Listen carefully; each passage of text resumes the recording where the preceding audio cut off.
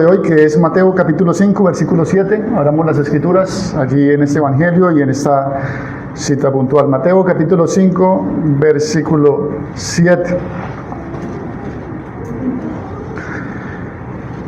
Dice la palabra de Dios de la siguiente manera en Mateo 5 al 7. Bienaventurados los misericordiosos, porque ellos alcanzarán misericordia. Secase la hierba, marchitase la flor, mas la palabra del Señor permanece para siempre. Permítame orar por un breve momento.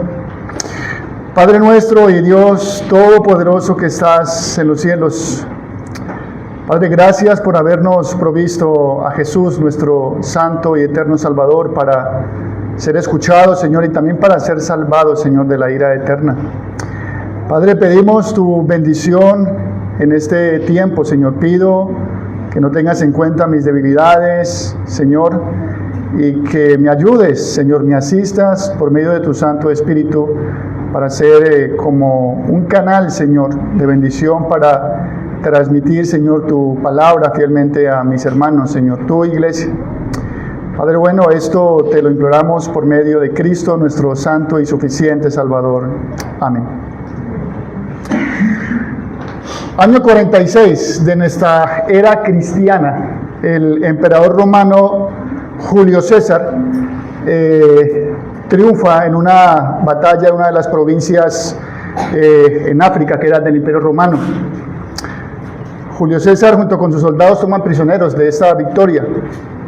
Sin embargo, era constantemente presionado por sus soldados a que aniquilara, a que matara a estos presos, a estos rehenes. Sin embargo, Julio César no accede a esto y por el contrario lo que da es perdón a estos soldados que fueron vencidos. Y Julio César termina con esta frase. Él decía que la misericordia era el mejor trofeo que un vencedor podía exhibir. Ahora, si un emperador romano, pagano, comprendía que la misericordia tenía más poder que la venganza, ¿cuánto más nosotros, que somos hijos de Dios y estamos llamados a reflejar el carácter de nuestro Padre Celestial? Es por eso que Cristo, nuestro Señor, en el Sermón del Monte declara: bienaventurados los misericordiosos, porque ellos alcanzarán misericordia. Es por eso que hemos dividido esta enseñanza en 3 puntos. Primero, vamos a hablar acerca de la naturaleza de esa misericordia, es decir, ¿qué es la misericordia? Por otro lado, vamos a ver el carácter del misericordioso, es decir, cómo vive el misericordioso. Y como tercer punto, vamos a ver la recompensa de los misericordiosos, es decir, qué reciben los misericordiosos. Pero antes de entrarnos al primer punto y empezar a desarrollar nuestra enseñanza, permítanme hacer un breve recuento de lo que hemos aprendido hasta acá. Y recuerden que cada una de las bienaventuranzas está simplemente describiendo el carácter de los ciudadanos del reino de los cielos. Por otro lado, cada bienaventuranza no se refiere a diferentes tipos de cristianos, sino a un solo cristiano que manifiesta cada una de estas características. Y como lo decía anteriormente, cada bienaventuranza es como un eslabón que va formando una cadena. Y cada bienaventuranza es consecuencia de la anterior. Es decir, recuerden que primero el Señor nos habla acerca de bienaventurados los pobres en espíritu, aquellas personas que reconocen sinceramente su indigencia espiritual, su bancarrota espiritual delante del Dios Todopoderoso. Como consecuencia de esto, esta misma persona va a llorar. Bienaventurados los que lloran, porque ellos serán consolados. Naturalmente va a llorar por su condición de bancarrota espiritual. Y como consecuencia de llorar, dice el Señor que estas personas son mansos. Es decir, esa misma persona, al ser manso, se va a someter voluntaria y gozosamente al Dios Todopoderoso sin importar las circunstancias. De hecho, independientemente de las circunstancias adversas, ese hombre va a ser manso y se va a someter a su Señor con gozo. Y como consecuencia de eso, que fue el domingo anterior, el Señor nos dice: bienaventurados los que tienen hambre y sed de justicia, porque ellos serán saciados. Y recuerden, hambre y sed de justicia simplemente es querer, anhelar, tener hambre y sed de caminar según los estatutos del Señor, caminar en santidad. Y también esas bienaventuranzas anteriores, si ustedes se fijan bien, tienen que ver de mi relación con el Señor, o la relación del ciudadano del reino con su Señor. Pero de aquí en adelante, cada bienaventuranza se va a centrar en la relación de ese ciudadano con su prójimo, con los demás. Dicho esto, y habiendo hecho este breve resumen o este marco, empecemos con nuestro primer punto: la naturaleza de la misericordia, es decir, ¿qué es la misericordia? En primer lugar, debemos diferenciar, aunque la Biblia pocas veces lo hace, pero en otras ocasiones sí lo hace, diferenciar la misericordia de la gracia. Con frecuencia la Biblia, la palabra de Dios, utiliza gracia y misericordia como sinónimos o como si fueran iguales.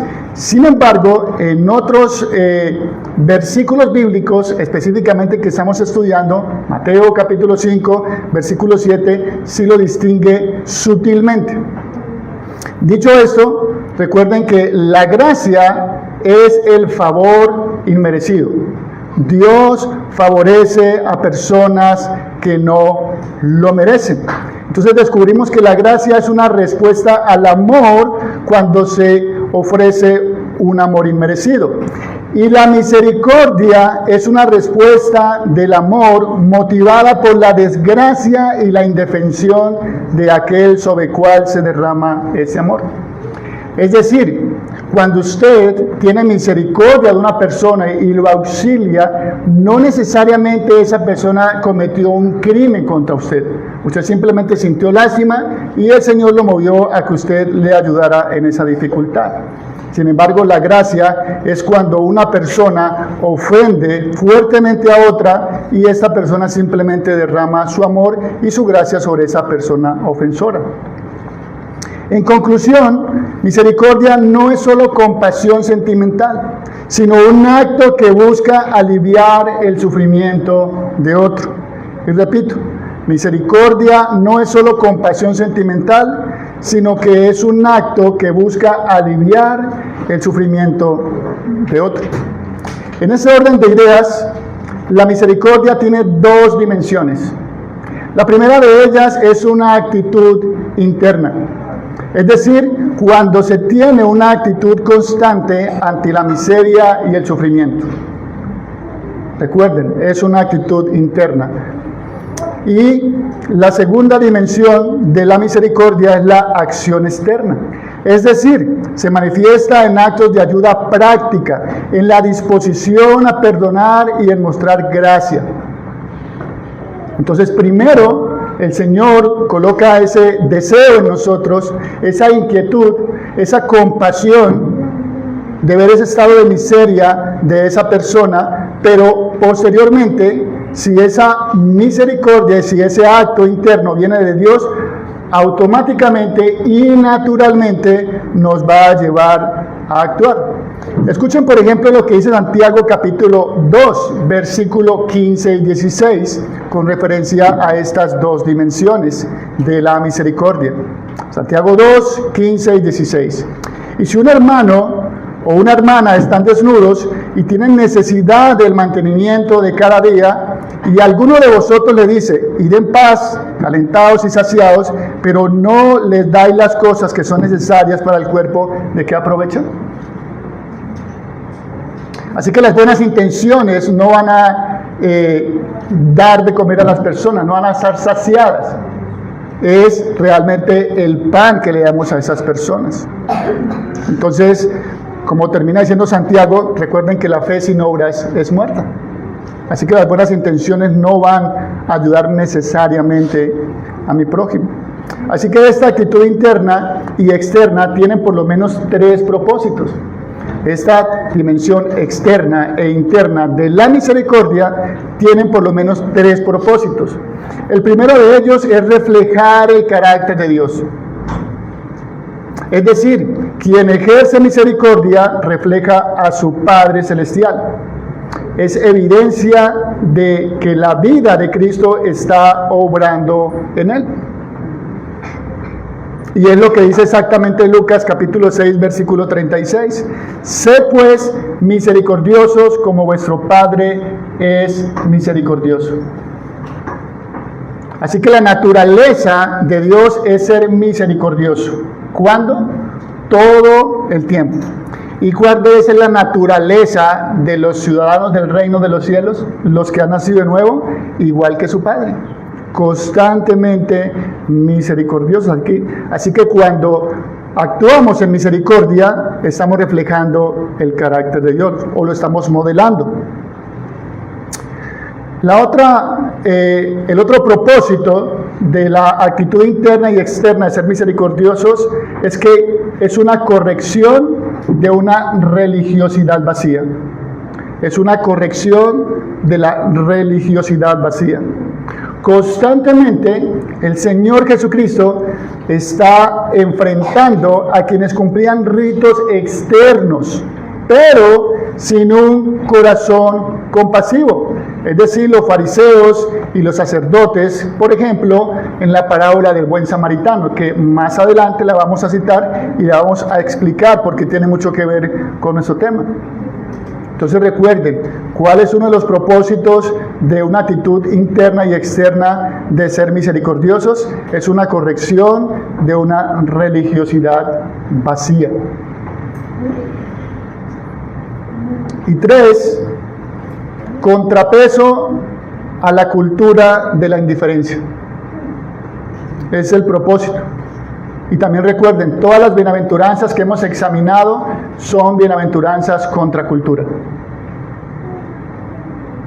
Así que es un contrapeso a la cultura de indiferencia, es decir, en un mundo que se acostumbra al sufrimiento ajeno, la misericordia rompe la apatía y encarna ese amor. Yo por lo menos he visto muchas veces en redes sociales cuando hay un accidente, hay una persona accidentada en el piso, y de las 20 personas, 9 están filmando con su teléfono celular, pero no se atreven a auxiliar a esa persona. ¿Listo? Entonces, ¿por qué sucede eso? Por lo que acabamos de decir. Es una cultura de la indiferencia, del amarillismo. Hay una historia de una mujer llamada Florence. Florence era una enfermera que durante la guerra en Crimea, en 1953 al 1856, los hospitales de campaña, en condiciones terribles, miles de soldados morían, no por las balas, sino por las infecciones y el abandono que servían o que tenían esas personas víctimas de la guerra. Ahora, en ese escenario tan triste de gente muriendo por infecciones y por abandono, aparece una mujer llamada Florence. Una mujer enfermera que pasó noche tras noche cuidando a los soldados. Caminaba con una lámpara de un lado para otro, de una tienda de campaña al otro, atendiendo a los heridos y limpiando las heridas y consolándonos. Ahora, esta mujer Florence, esta enfermera, no solo sentía compasión, sino que esta mujer actuaba. Recuerden que el sentir compasión simplemente es la naturaleza de la misericordia. Pero el actuar es el carácter del misericordioso. Así que el ejemplo de esta mujer llamada Florence, muestra que la misericordia no se queda solo en emociones, se convierte en un estilo de vida que toca al necesitado. Y así como Florence no se conformó simplemente con sentir compasión por los soldados, sino que dedicó su vida a cuidarlos, La misericordia bíblica no es solo un sentimiento. La misericordia bíblica es una manera de vivir, y eso nos lleva a nuestro segundo punto, el carácter del misericordioso. Es decir, cómo vive el misericordioso, o cómo se espera que viva este ciudadano del reino de los cielos.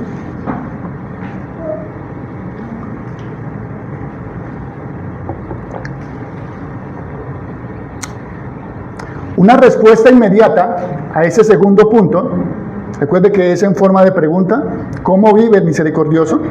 Una respuesta inmediata a esa pregunta la podemos leer en el contexto inmediato de Mateo. Por ejemplo, recuerden que estamos en el capítulo 5. Si ustedes se ubican un poquito más atrás y ustedes leen cómo termina el capítulo 4, ahí el mismo Señor Jesucristo nos está modelando cómo vive el misericordioso, o cómo debe ser el carácter del misericordioso. Escuchen cómo termina Mateo capítulo 4. Y recorrió Jesús toda Galilea, enseñando en las sinagogas de ellos y predicando el evangelio del reino, y sanando toda enfermedad y toda dolencia en el pueblo.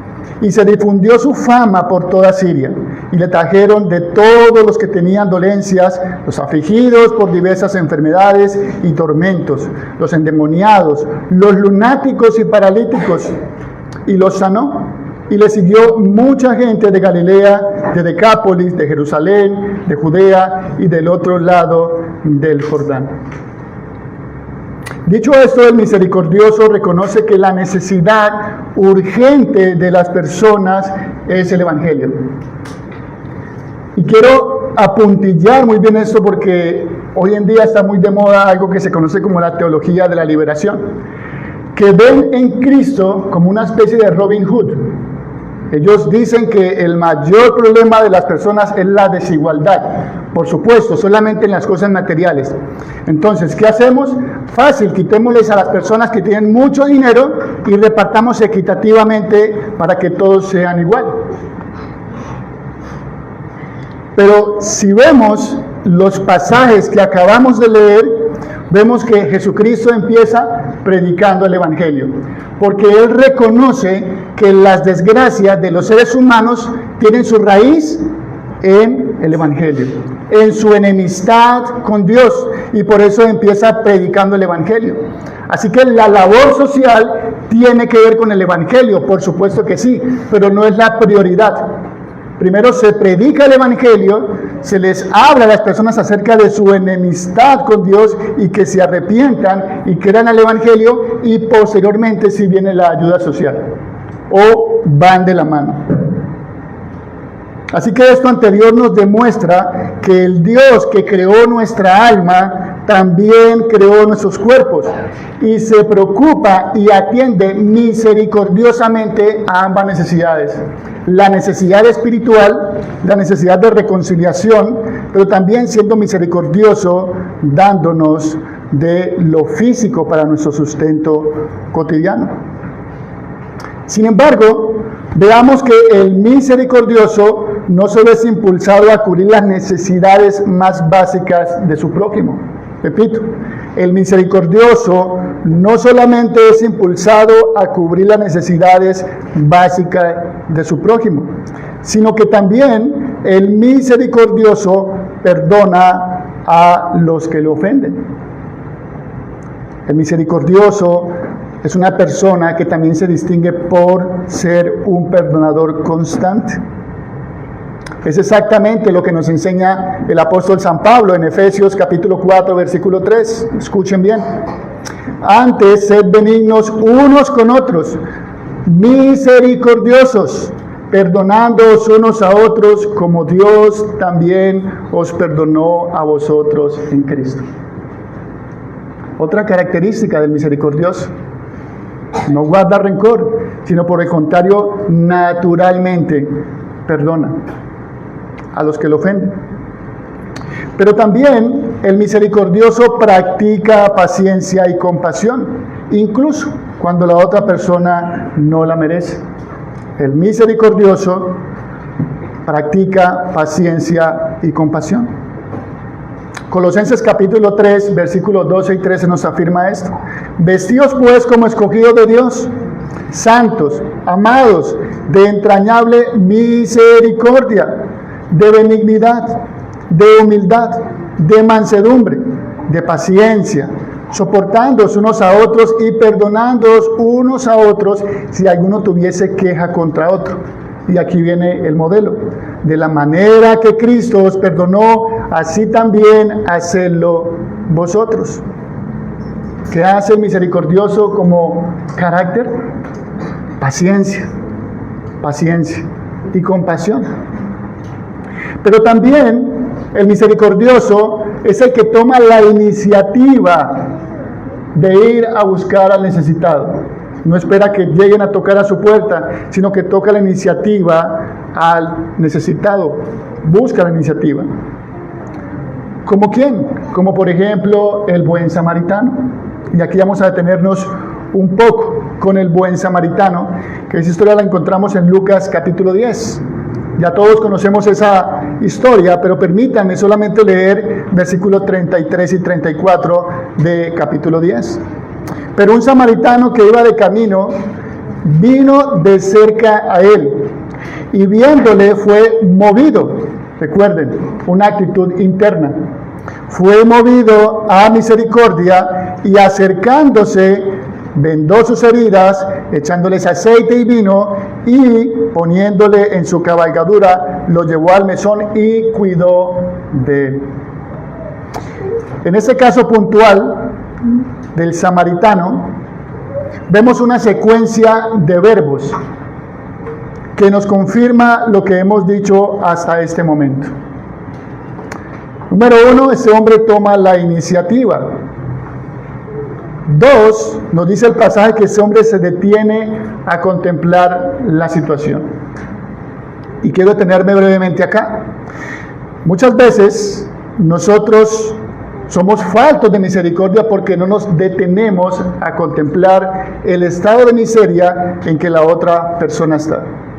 Vivimos muy ajetreados, muy preocupados con nuestros propios afanes y nunca nos detenemos a observar esa situación.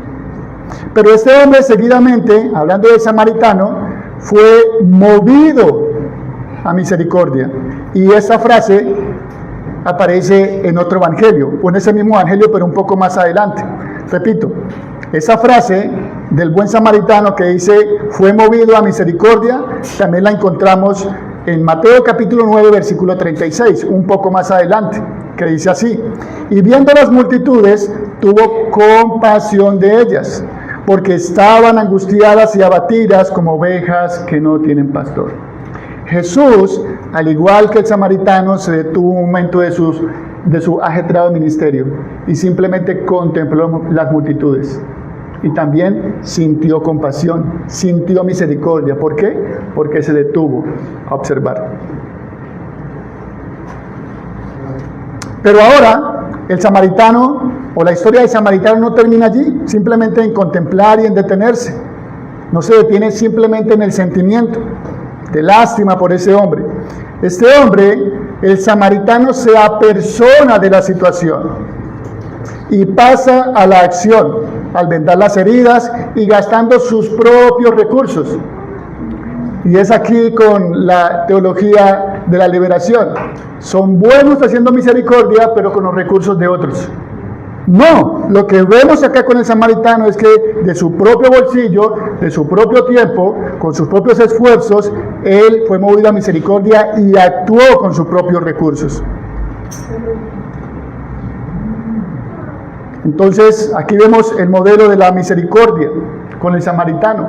Misericordia que se rehusaron a practicar el sacerdote y el levita. Dos hombres muy religiosos, conocían muy bien las escrituras, posiblemente eran reformados, pero faltos de misericordia. Entonces simplemente observaron, fíjense, ni siquiera contemplaron, observaron y simplemente dieron una vuelta y siguieron su camino. Posiblemente era más importante ir a servir en el templo que atender ese acto de misericordia.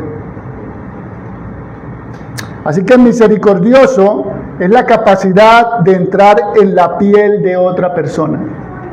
Misericordioso es la capacidad de entrar en la piel de la otra persona hasta que podamos ver las cosas con sus ojos, pensar con su mente, sentir con sus sentimientos.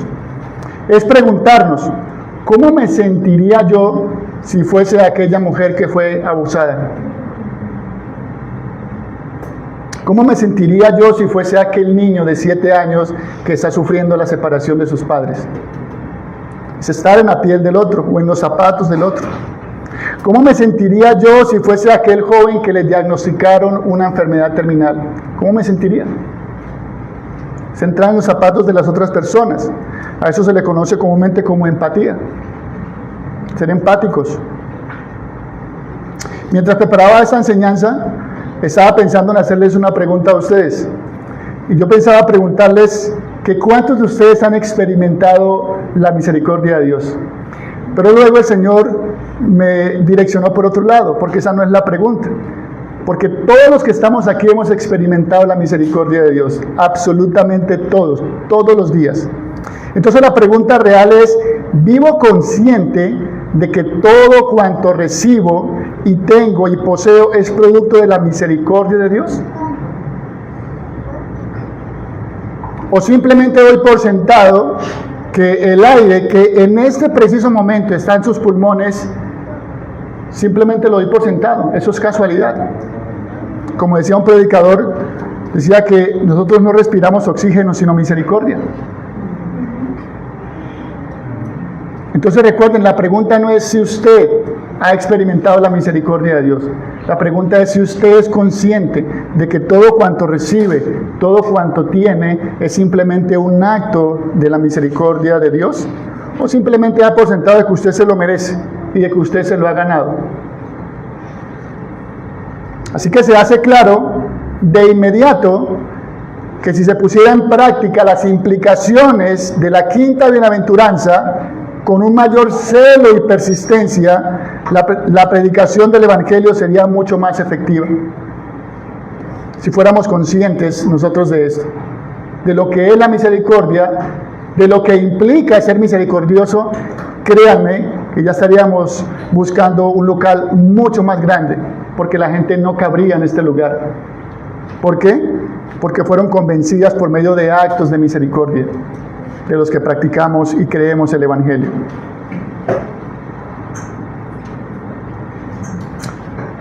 Así que, queridos hermanos, no tenemos primeramente que conquistar el mundo siendo misericordiosos, yendo a otros países.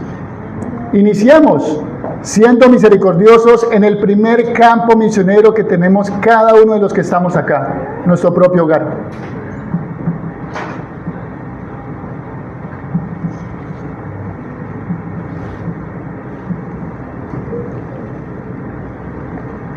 Por ejemplo, ¿cuándo fue la última vez que nosotros, usando de la misericordia, le pedimos perdón a nuestro cónyuge? ¿Cuándo fue la última vez que nosotros fuimos misericordiosos y reunimos a nuestros hijos y a nuestra esposa a pedirle perdón por alguna mala decisión que tomamos y ellos fueron afectados por esto? Entonces, normalmente el padre de familia piensa que si pide perdón a su esposa y a sus hijos, eso le quita autoridad. Y pasas al contrario. Su esposa y sus hijos van a ver a Cristo en ese acto de misericordia, reconociendo de que usted no es un hombre perfecto, que es un hombre falible. Y eso, lejos de quitarle autoridad, le va a dar más autoridad a usted como un representante de Cristo, como un misericordioso. Por el contrario, nosotros, los varones, normalmente somos inclementes, que es el antónimo de misericordioso. Somos impacientes, somos crueles. Así que necesitamos que el Señor nos ayude a ser misericordiosos en el primer campo misionero, nuestra propia familia, nuestro propio hogar. Luego, esa actitud misericordiosa debe ser modelada y promovida en la iglesia local, con los hermanos más débiles y recién convertidos. Primero el hogar, luego la iglesia. Es justamente aquí donde esa bienaventuranza de ser misericordiosos debe ser promovida en la iglesia, siendo compasivos con los débiles, con los recién convertidos, con los hermanos que tienen luchas pero nosotros completamente ignoramos. ¿Por qué? Porque en medio de nuestro pecado nosotros somos más propensos a la crítica que a la misericordia. Usted simplemente sale de acá de este local y usted va a ver gente indigente o habitantes de calle. Y lo primero que surge en su corazón y en mi corazón es: ¿qué haría ese tipo para estar en esa condición? ¿Eso qué es? Una actitud de crítica.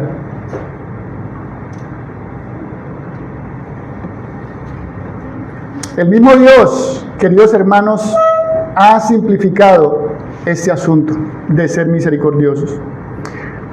Este asunto que nosotros como reformados muchas veces complicamos. Oigamos, por ejemplo, lo que dice el Señor por el Espíritu Santo en Miqueas 6:8. Miqueas 6:8. Es algo muy simple, no es tan complicado.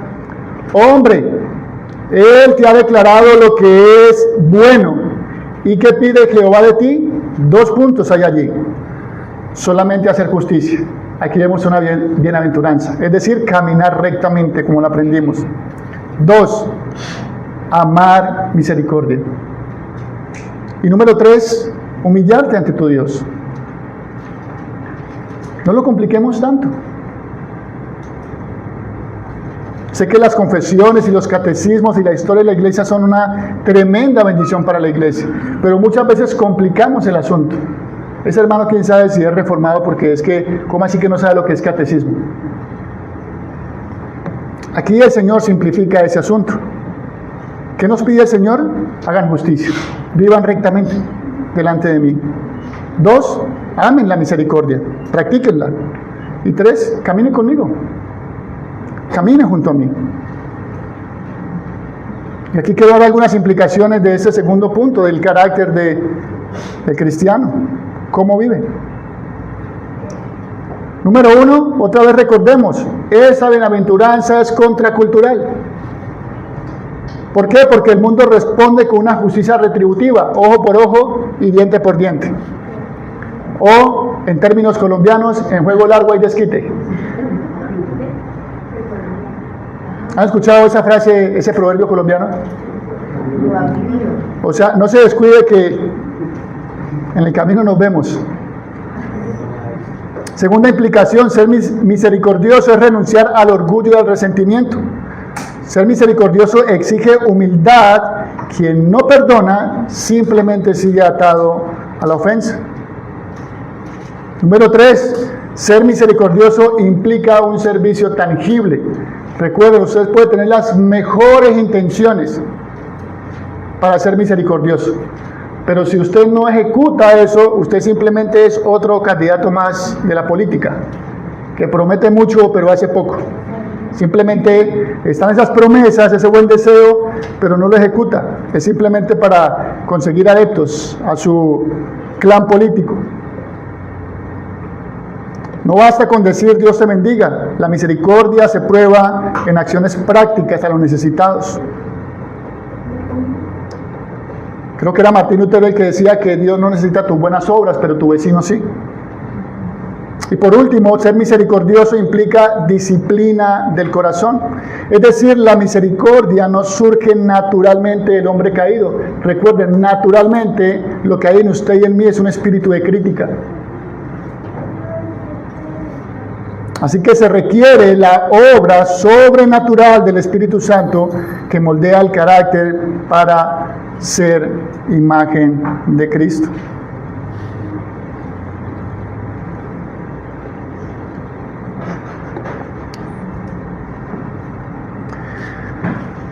Año 1948 y 49, Segunda Guerra Mundial. Un hombre inglés que tenía mucho dinero viajó a Praga y vio la situación desesperada de los niños judíos que estaban amenazados por los nazis. Ese hombre, llamado Nicholas Winton, fue movido a misericordia y decidió actuar. Ese hombre que tenía mucho dinero organizó trenes para sacar a los niños judíos clandestinamente desde Checoslovaquia hasta Inglaterra. Es más, él, con contactos que tenía allá en Inglaterra, empezó a buscar familias que quisieran adoptar a estos niños judíos.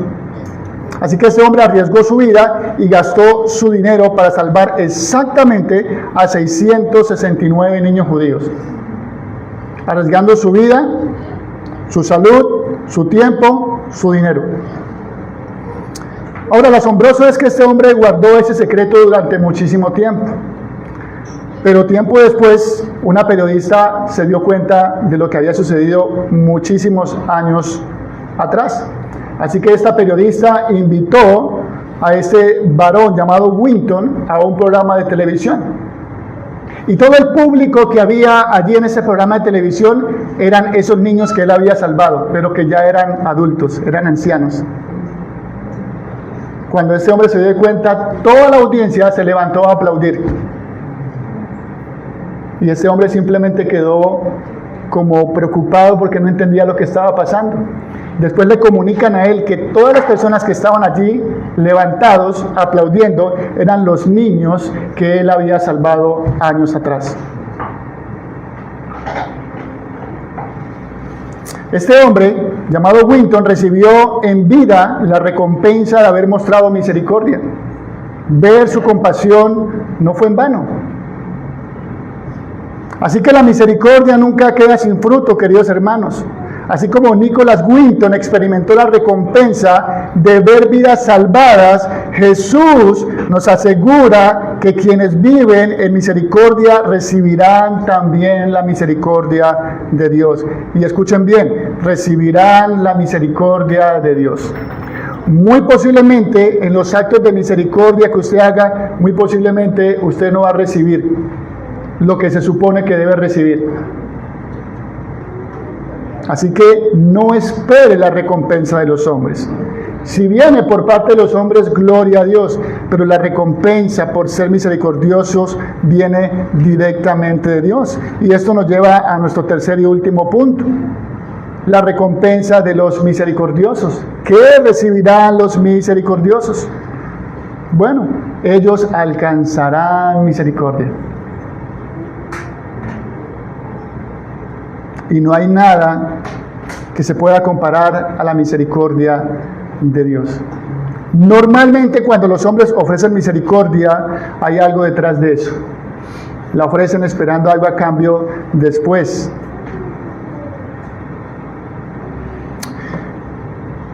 Un hermano de la antigüedad decía que así viera a Cristo frente a él con una espada desenvainada, correría hacia Cristo. Porque aún en la ira de Dios hay misericordia. Aún en la disciplina de Dios hay misericordia. Por eso la recompensa tenemos que esperarla de Él. Posiblemente aquí veamos vestigios como chispazos de ser recompensados por ser misericordiosos. Pero eso tiene unas implicaciones más escatológicas, más futuristas. Cuando Cristo venga por segunda vez y diga, buen siervo y fiel, pasa al gozo de tu Señor. Es una correspondencia divina, ese premio. Dios trata a sus hijos conforme a ellos tratan a los demás. Tampoco es salvación por obras, sino una evidencia de que el corazón ha sido regenerado. La misericordia fluye de haber recibido misericordia. Y termino con 3 implicaciones prácticas esta breve enseñanza. Número 1, debemos ser misericordiosos en el hogar. Si usted no es misericordioso allí con los suyos, lo va a hacer afuera, pero de una manera hipócrita. Sería un fariseo más del montón. Así que debemos mostrar misericordia en el hogar. Debemos ser pacientes. Debemos ofrecer el perdón a nuestra familia. Y posteriormente, como lo enseñamos hace un momento, también en la iglesia. Debemos apoyar a los débiles y restaurar con mansedumbre al caído. De hecho, hace algunos momentos el Señor proveyó una situación específica para que nosotros mostremos misericordia a una hermana de la iglesia que se llama Eileen. Entonces, debemos orar por ella, mostrar misericordia orando por ella, para que el Señor la consuele a ella y a su familia. Pero también debemos actuar. Una llamada: hermana, estamos orando por usted. Cualquier cosa en que podemos ayudarle, nos dice. Y posteriormente, también debemos hacerlo en el mundo. Practicar la justicia social con un corazón compasivo, sin olvidar que la raíz de esa ayuda es el Evangelio. Así que esta bienaventuranza de Mateo capítulo 5, versículo 7, bienaventurados los misericordiosos porque ellos recibirán misericordia, no se trata solo de un mandamiento ético, sino de un retrato del cristiano verdadero. La misericordia es el fruto de un corazón que ha conocido la gracia de Cristo y la evidencia de una vida que espera su misericordia en el juicio de Dios. Vamos a orar. Padre nuestro y Dios que estás en los cielos,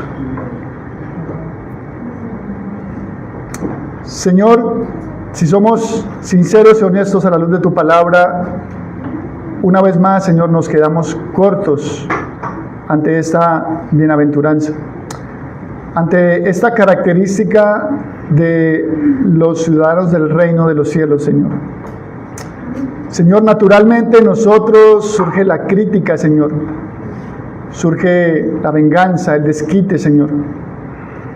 Y por eso necesitamos una vez más del Evangelio, Señor. El Evangelio que nos enseña que nosotros no podemos hacer absolutamente nada, Señor, que ayude, Señor, a nuestro bienestar espiritual. El Evangelio que nos enseña nuestra incapacidad natural para agradarte a ti, Señor. Pero el Evangelio que nos dice que en Cristo podemos ser misericordiosos. Padre, ayúdanos por medio de tu Santo Espíritu, Señor. Cambia nuestros corazones y danos un corazón como el de Cristo. Un corazón compasivo, un corazón misericordioso, Señor. Padre, este mundo, la iglesia, nuestra familia, serían muy distintos, Señor, si nosotros constantemente practicáramos misericordia, Señor, en esos ambientes que hemos nombrado. Padre bueno, anima a tu pueblo representado aquí en la iglesia local Gracia y Verdad. Anímanos y ayúdanos, oh Padre Santísimo. Y también queremos implorarte por nuestra hermana Ailín, Señor, que tú le fortalezcas, le alientes y que nos permita, Señor, a nosotros estar pendientes de ella, Señor, en cualquier necesidad que surja de esta mala noticia que ha recibido, Padre. Señor, todo esto te lo imploramos por medio de Cristo nuestro Señor. Amén.